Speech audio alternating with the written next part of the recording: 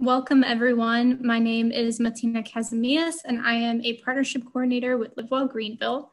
Thank you for joining us for Mobilize Community Power, the second event in our Celebrate, Mobilize, and Sustain Community Power series. These events are hosted in partnership with LiveWell Greenville, Piedmont Health Foundation, Jolly Foundation, and Sharp Brain Consulting. In 2019, Greenville County won Robert Wood Johnson Foundation's Culture of Health Prize. This prize honors and elevates communities for working at the forefront of advancing health, opportunity, and equity.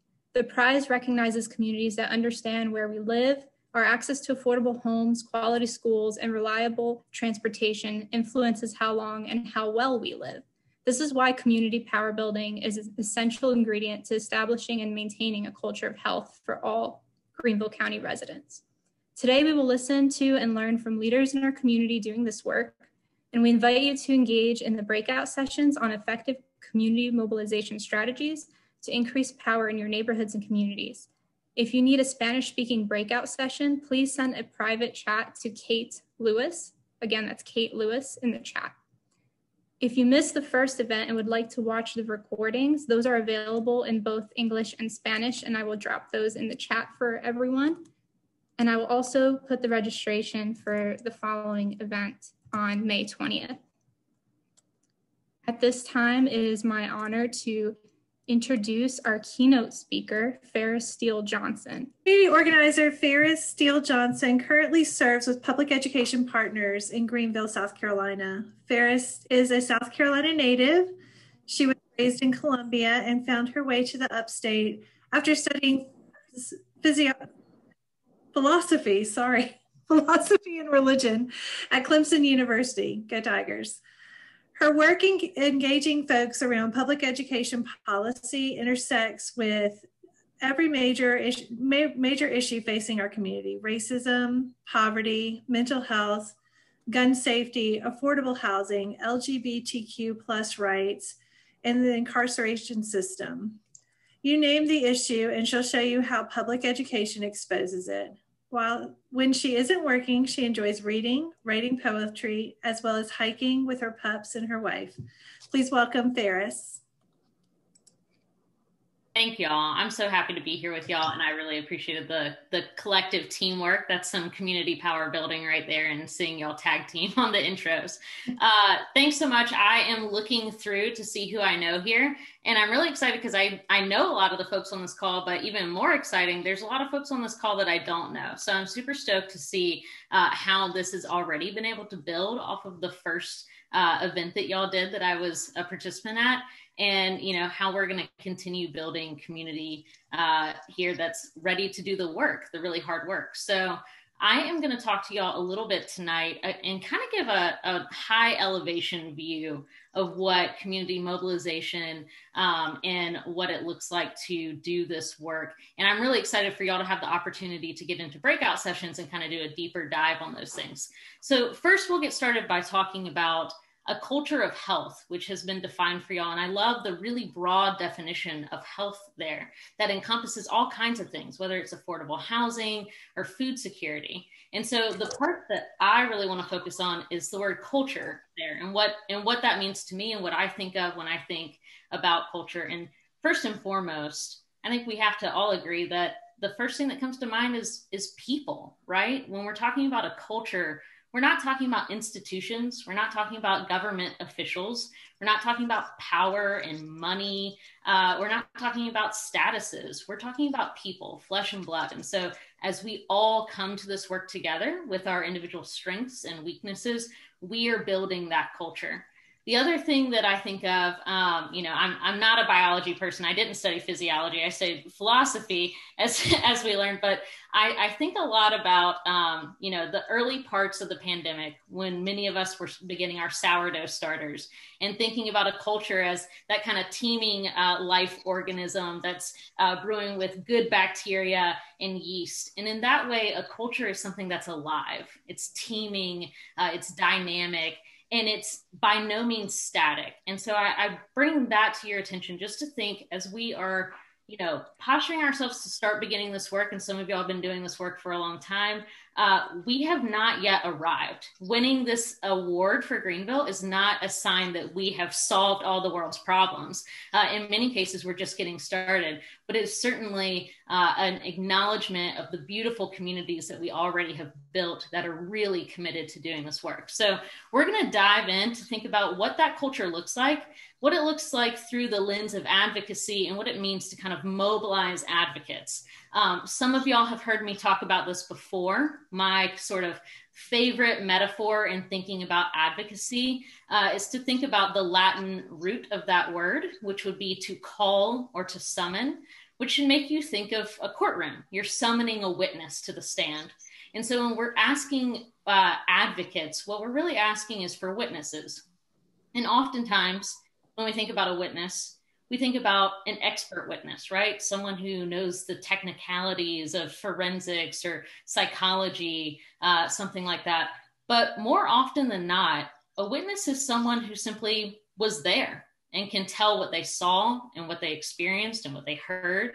And in that sense, all it takes to be a good witness, a good advocate, is to tell the truth. And so that's what we're inviting people to do in this work, is to tell the truth as they've lived it, as they've experienced it here in Greenville, and to have that courage to take the stand.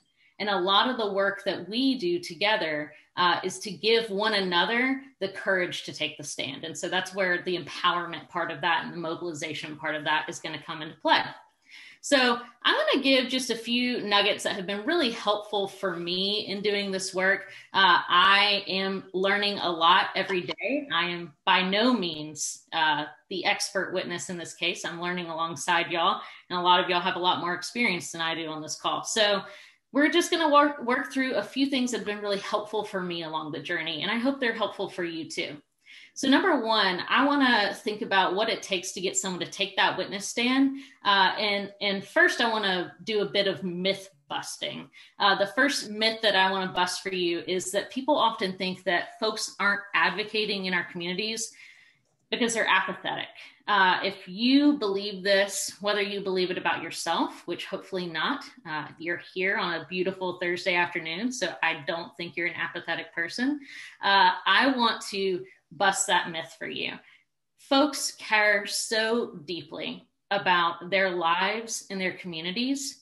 And often what we interpret as apathy is actually closer to despair or sadness. And that's not without real life implications or reasons that are grounded in reality, right? Oftentimes what you might mistake or what I might mistake for apathy is really that someone has been disenfranchised from the process. And that's not just a feeling they have, that's a reality for a lot of folks in our community. A lot of times what we mistake as apathy is that someone has had their trust broken in the past with either other service providers or other community members who told them that they were doing the work and then didn't follow through on those kinds of things. And so when we think about apathy in people, we need to not think about folks as not caring. We need to first and foremost think, how has the system or how has our community failed them? And how has our community failed us, right? Folks that are on this call, maybe you're showing up here on this Thursday feeling a little beat down by things. How have things failed us and how can we work through that collectively? So on that note, the way to work through it collectively is to engage one another. And engagement is really different than maybe what you've heard of as like activation. Activation is something that I think of as akin to like activating a glow stick. You know, I snap it in half, it burns very brightly for 8 hours, and then it fizzles out. It doesn't generate its own energy. It doesn't keep going. What we're looking for is really dynamic engagement that builds on to people's interests and skills, but also deepens their involvement in the democratic process. And so we're going to talk about how to engage people, how to begin empowering them. Again, I'm just giving you a few nuggets, and I don't want to keep you too long because I want you to spend time in those breakout groups, but a few things that I have found along the way. Number one, it seems really simple, but for those of us that have not been listened to or are parts of members of communities that are historically not listened to, it starts with listening. It starts with genuinely listening to your neighbor and asking yourself the questions of who am I not hearing from? Who is really close to the problem that I see in my community, but doesn't have a seat at the table right now? In some of those cases, that might be you, actually. In a lot of cases, it's neighbors that we aren't naturally in community with, and we have to do the hard work of reaching out, listening, genuinely listening, not imposing our own narratives or our own solutions, and allowing for that level of self-determination for folks. Some other things that I have found to be helpful along the way, folks will often tell you they're too busy to engage or to be mobilized or dig into the process. And they're not wrong. That is a feature, not a bug of our society that keeps us very, very busy. It keeps us working long hours. It keeps us in ways that aren't, necessarily life-giving. And so when folks tell you they're too busy, it's our job to find different ways to plug them in that don't necessarily eat up a ton of their time, and also show them that even if they can give 10 minutes or 30 minutes, that the reward on that, the return on that investment is so worthwhile. And likewise, if you are the person who has come to this call tonight and you're thinking, I'm too busy, I can't do it, I want to just encourage you that there are lots and lots of really powerful ways, and surely you'll unpack those in your breakout groups, that you can begin to do this work that don't eat up your entire life. You don't have to become a full-time activist with a bullhorn standing on the side of the road. That's not what we're talking about when we're talking about building community power. Another thing that you might hear from folks is that they say, politics is too complicated. Again, they're not wrong. Politics is really complicated. And again, that's a feature, not a bug. And it's a feature that is meant to intentionally gatekeep people out of the system. And so for us that maybe feel a little bit more comfortable in political spaces, it's our job to make those things really accessible for folks, help folks break down those barriers, and do that work of kind of translating that process for folks. For those of you that maybe do feel overwhelmed, I know I have been there before, where I've been thinking, I see a problem and I have no idea who actually pulls the strings on this thing.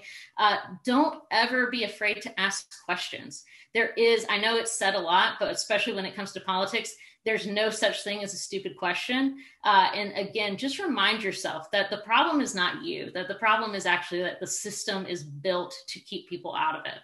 And so the best thing that we can do to help build community power is to combat those insecurities with one another. Again, each of us comes to this work with strengths and weaknesses, and we can build one another up and not necessarily like fault someone or say you're not good enough because you're not good at public speaking, or you don't know how the legislator works. Those things aren't necessary to this work. We all bring skills to this table.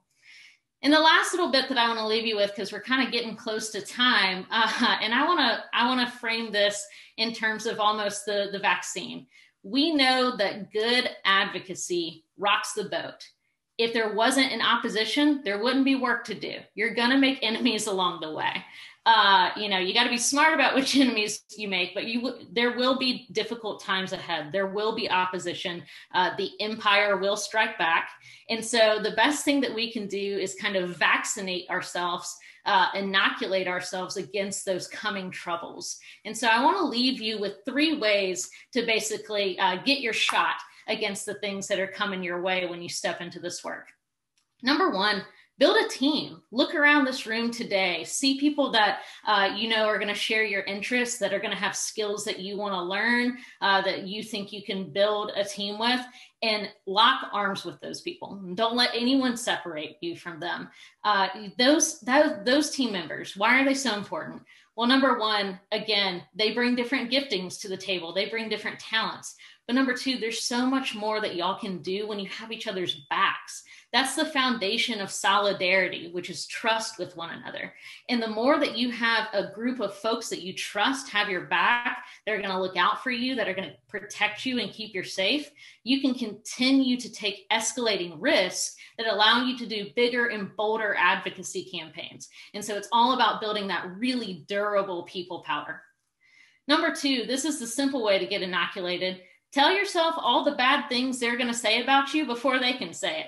That's one of my favorite techniques in this world is when I'm feeling low, there is definitely power in positive thinking, but there's definitely also power in saying, what's the worst that it can be, and how am I going to live through that? Because I know that everyone on this call is so resilient, and there's so much that we can withstand together. So there's a lot to say about, again, like a vaccine, give yourself the little dose of the things that are coming your way so that you can kind of build that immunity, build up your defenses, and, you know, go into it level-headed and knowing those painful moments are going to come. People are going to come after you. Things are going to be said about you, but you can withstand it all, especially when you have a team that's got your back. And the last one that I'll leave you with, and this is possibly the most important, is find joy, find true and lasting pleasure in it. One of the things that I love from my own culture as a queer person is that we have found a way, even in the deepest moments of oppression, to just have a party, right?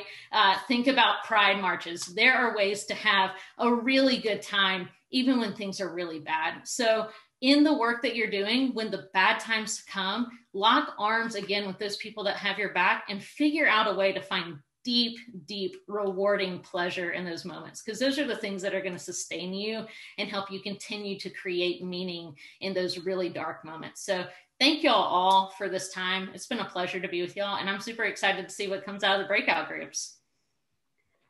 Well, thank you, Ferris. I mean, not to anybody's surprise who knows Ferris, but that was amazing. In preparation for this event, I watched a keynote that Ferris provided to a different group and had lots of notes and was like, oh, that's great. Like, she could just do that again and it'll be awesome. And of course she didn't, because she's Ferris. But I mean, like, I have all of these notes and I feel like I'm going to like want to go back and like highlight things, as I often do. But I love how specific you were, like how instructive you were with us.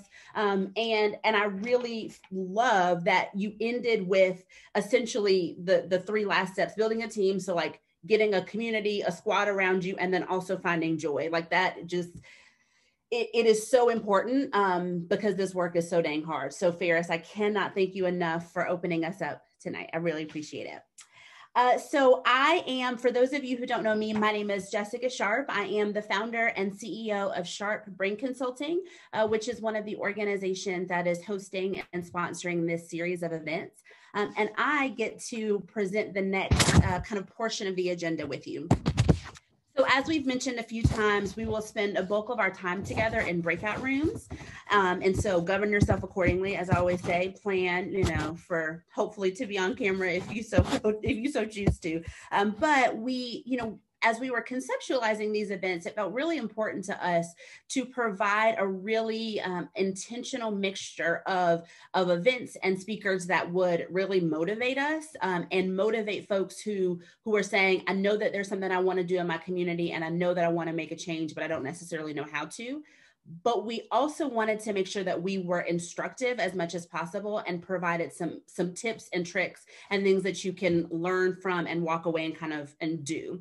So for this second event, we thought it would be really an exciting kind of experience to hear from people who have done this work, who are doing this work of community power building, of community engagement, grassroots work. And so, you know, our hope is that you'll hear from folks in the breakout room, you'll hear a little bit about their story, and then you get to just talk to them, you know, and have conversations about, you know, what was this like for you? Whatever burning questions you have about community power building work, this is really the space and place for you to do that. So in just a second, I'm going to go through and provide the 5 breakout rooms that we have. I'm just going to give you a very high level overview of those. And then you will be able to choose your breakout room. And I'll re-provide these instructions at the end again, but the breakout rooms will be listed by the name of the speaker. So I'm going to kind of just quickly go through. I'm not going to read their whole bios. You'll get that in the breakout room. But our first breakout room will be with Caroline Caldwell. Caroline is the founder and the director of New Mind Health and Care, which provides free specialized behavioral modification services to individuals and families affected by incarceration or criminal histories. Caroline is like this burst of joy and like her life's mission is to make everybody love one another, which I think is pretty cool. But Caroline is an advocate in the criminal justice space, but also in the LGBTQ space. She is the current president of Upstate Pride and the vice chair of 864 Pride. So that's one of our breakout rooms, Caroline. The next one is Adrienne Atkinson. Adrienne is a native of Greenville, and she is a proud mama of 4 grown adult children and 2 grandbabies. Right now, Adrienne is the first vice president of the National Council of Negro Women, the Greenville County section, which I know she kind of helped to make happen again here in Greenville. But y'all, Adrienne, she has been on the ground in District 25 here in Greenville, and she has been talking to people. She has been registering people to vote. She's been making sure people vote, making sure they know stuff. She has been on the ground doing the work. And so Adrienne can really speak to that experience. She's also run for political office, but more than anything, I think Adrienne would define herself as somebody who is boots on the ground, making change happen. So that's Adrienne. Lauren Stevens works with the Salvation Army, but she's also the vice president of the Greenville chapter of the Upstate Continuum of Care, and she's the incoming chair of the Greenville Homeless Alliance. One of the things I love about Lauren is, she has all of this energy, which I do too, and I think both of us would attribute it at least a little bit to ADHD diagnosis, but she is so incredibly dedicated to being in the work, being on the ground, and making change. And one of the things in her bio that I will reread in her breakout room is that advocacy is not only Lauren's profession, nor her passion, it's the sustaining characteristic of life for her family. So if you want to talk about, working to make community change in a nonprofit space, but also engaging your family in this work, Lauren's going to talk some about that. 2 more. Sebastian, and I'm going to mispronounce your name, so correct me because names are very, very important to me. Velez. Did I get it right? Okay, good. Was born in Colombia, and he and his family immigrated to the United States in 1999, and he began working in healthcare in 2008 at a local federally qualified community health center, which, if you know anything about those, their purpose is to be embedded in communities. He is currently a resource specialist within Prisma Health's Accountable Communities Department. And Sebastian serves as the point of contact, not only for all of Prisma Health employees, but also for community members and organizations that provide direct service to the Latinx community. So again, Sebastian's on the ground in the Latinx community, but then also being able to be a connecting point. And then our last and final breakout session option is Michael Brown. Michael Brown is the managing partner of Rainey and Brown LLC, a general litigation firm in Spartanburg. He's a lawyer. He's got an MPA, a Master's of Public Affairs, but he is also currently leading the Sustaining Way organization, the nonprofit here in Greenville. That's doing work to make sure that families are stable, and have at least some of their real fundamental basic needs met. And thinking about housing. And one of the things in his bio is that he is passionate about helping to heal the land, which I love. And so again, Michael's done some work in Spartanburg and also here.